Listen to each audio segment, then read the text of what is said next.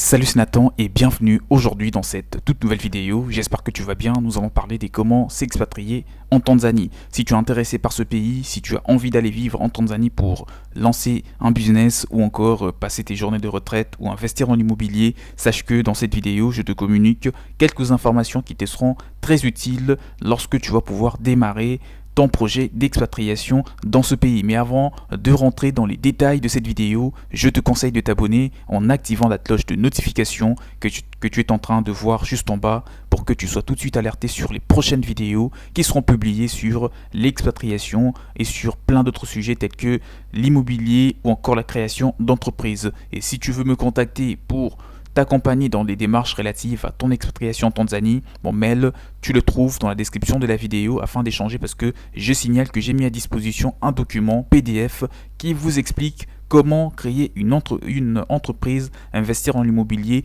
ou encore comment vous expatrier donc avec tous les documents qu'il faut, donc tous les documents qui sont exigés pour entrer sur les territoires tanzaniens. On pourra échanger si vous me faites un mail afin de vous en faire bénéficier. Alors, pour rentrer dans le détail, déjà, ce qu'il faut que tu saches, c'est que la Tanzanie, il est délivré par les directeurs de services pour parler des documents et des formalités. Le permis de séjour doit être sollicité avant de s'établir en Tanzanie. Et bien entendu, concernant ces permis de séjour, il est important que tu saches qu'il est délivré par les directeurs de services de l'immigration à Dar es Salaam ou à Zanzibar. Donc là, on est en train d'aborder en tout cas le tout premier point qui est des documents et des formalités. Une fois arrivé en Tanzanie, il faudra bien évidemment que tu puisses entamer les démarches relatives à l'obtention d'un titre de séjour, donc d'un permis de séjour. Et encore une fois, je répète que ce permis de séjour, il est délivré par le directeur de service de l'immigration à Dar es Salaam ou encore à Zanzibar. Les permis de séjour ont une validité de 1 ou de 2 ans. Et c'est renouvelable. Il existe 3 types de permis de séjour en Tanzanie. On parle de permis de classe B, et donc qui est réservé aux salariés étrangers d'entreprise. Les dossiers doivent être employés au labour commissionnaire pour avis qui se chargera de le transmettre ensuite au Ministry of Home Affairs. Attention, le permis de séjour de classe B sont délivrés par un seul type d'emploi dans une seule entreprise. Si le salarié est licencié ou s'il souhaite changer d'employeur, il doit obligatoirement quitter le pays et déposer une nouvelle demande en joignant une lettre de l'ancien employeur autorisant les salariés à travailler dans une autre entreprise ou encore une copie de la demande d'annulation du précédent permis de résident. Pour te faire un petit résumé, si tu optes pour un permis B, donc pour les personnes qui veulent aller en Tanzanie pour travailler, une fois que tu as un emploi, une fois que tu as un permis B, tu commences à travailler. Si tu quittes cet emploi, il va falloir que tu puisses renouveler ton permis. Ou si tu veux travailler dans deux entreprises différentes, il faudra que ton employeur, l'actuel, puisse te faire une autorisation, en tout cas puisse t'autoriser sur écrit qu'il t'autorise en tout cas, comme tu l'as compris, de travailler ailleurs que chez lui. Alors, parlons d'un autre point et pour cette première demande, ça peut te coûter autour de 600 euros, d'accord, de 600 ou 700 euros, et renouvellement, ça coûte en moyenne dans les 300 euros. Parlons des dépenses, des dependent space. Alors les dependent space, ça c'est aussi un point qui doit être abordé dans cette vidéo de près, c'est le permis de séjour pour les conjoints et les enfants. Tu vas en entendre parler si tu comptes aller en Tanzanie en famille. Tu pourras donc opter pour les dependent space qui concernent plus précisément les conjoints et les enfants. Il ne donne en aucun cas le droit de travailler. Il vous coûtera 100 dollars américains la première fois et donc un renouvellement vous coûtera 50 dollars. Pour en savoir plus, vous pouvez consulter donc sur internet ou encore il y a le lien de mon blog qui est dans la description pour en savoir plus. Parlons un petit peu du décalage horaire. Il y a 2 heures de décalage horaire en hiver et 1 heure de décalage en été entre la France et la Tanzanie. Quand il est 10h à Paris, sache qu'il est 11h en été. Donc ou 12 heures en hiver à Dar es Salaam. Pour parler du climat, la Tanzanie possède deux zones climatiques bien distinctes. À l'intérieur du pays, avec le zoo-plateau, vous retrouverez un climat plutôt tropical, tempéré. Sur la côte, ce sera un climat équatorial bien humide. La saison sèche se déroule de mai à octobre. Les mois les plus chauds vont de décembre à février. La saison de pluie se décompose en deux grandes parties, notamment la grande saison de pluie qui s'étend de la mi-mars à début mai avec une concentration des précipitations en avril. Donc pour parler des soirées, peut-être fraîches, voire froides, donc ça dépend de la saison. La petite saison de pluie dure de début novembre à mi-décembre. Durant cette période, il ne pleut pas toute la journée, seulement à certaines heures, donc à midi ou en fin de journée, ou même le matin. La monnaie locale est le shilling tanzanien, donc c'est la monnaie de la Tanzanie. Il se divise en 100 centimes. La langue officielle de la Tanzanie, c'est les Swahili, mais on parle aussi anglais.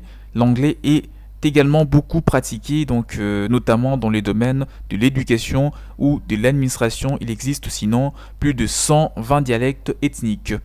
Banque, dans les grandes, pour parler un petit peu de la finance, pour parler des grandes villes, les banques sont ouvertes de 9 heures à 14 heures, sauf les samedis et les dimanches. Les distributeurs automatiques de billets commencent à apparaître dans le pays, mais ils sont encore peu nombreux. Vous en trouverez uniquement dans la ville de Dar es Salaam ou encore dans la ville de Arusha. Alors un autre point, on va parler un petit peu de transport. En tant qu'expatrié, si vous voulez aller vivre en Tanzanie, moi je vous conseillerais d'acheter un véhicule le plus rapidement possible pour ne pas avoir de problème à vous déplacer. Mais bon, je vais quand même approfondir ce sujet pour parler du transport. Par la route par exemple, le réseau routier le réseau routier est en général en mauvais état, mais les principaux axes routiers demeurent plutôt praticables. Le risque majeur sur les routes concerne plutôt les accidents dus à la vitesse excessive des chauffeurs d'autobus et des camions, ainsi qu'un mauvais entretien de leurs véhicules. Pour parler de moyens de transport par les rails, donc la voie ferrée, deux compagnies de transport ferroviaire exploitent les réseaux ferrés. On a Tazara et Tanzania Railway Corporation.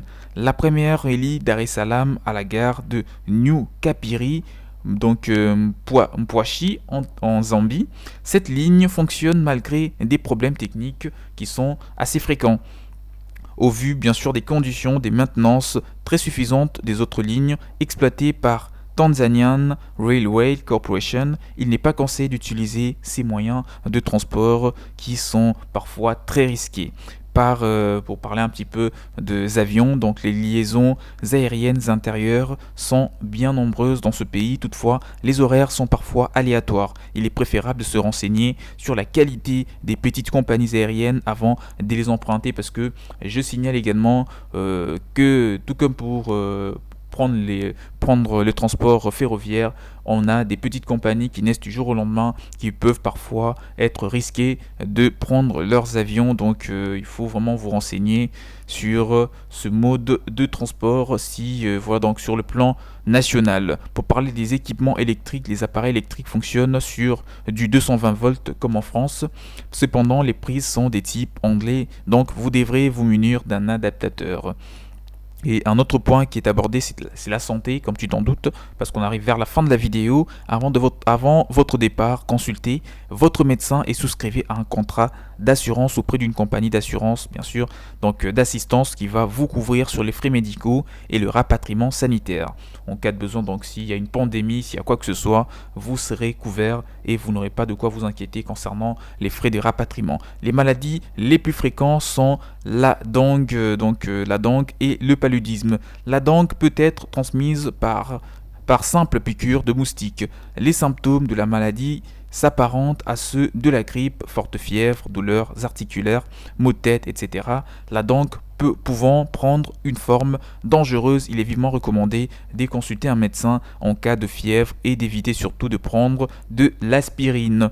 Pour éviter toute infraction, donc toute infection, je vais dire, protégez-vous systématiquement des moustiques de jour comme de nuit. Achetez un moustiquaire, tout ça, l'insecticide, donc en utilisant des répulsifs et moustiquaires, en particulier à Dar es Salaam et ses environs, ainsi que sur l'archipel de Zanzibar. Là, c'était une petite parenthèse, donc la sécurité, généralement, donc, dans les grandes villes, la Tanzanie, on ne trouve pas trop de l'insécurité. La région frontalière avec le Burundi est fortement déconseillée, par contre, en raison de la présence potentielle des groupes armés ou des trafiquants, donc des braconniers, enfin bref, vous l'avez compris. Il est également recommandé de ne pas se rendre dans la région des des Kagera, frontalière avec le Rwanda. La région des Kigoma aussi est déconseillée, et la bande frontalière les longs de Tanganyika à la frontière avec la République démocratique du Congo. De nombreuses agressions ont été observées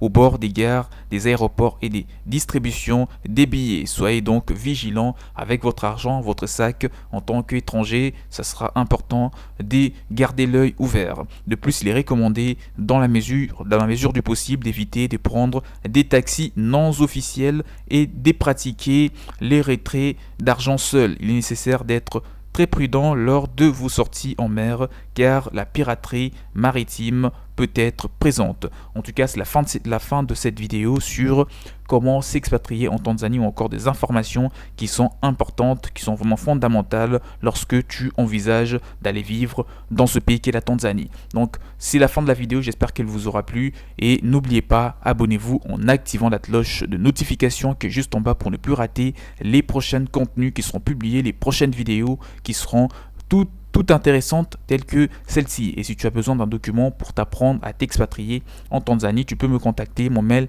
est dans la description de la vidéo. Quant à moi, je vous dis donc à la prochaine, portez-vous bien, ciao ciao.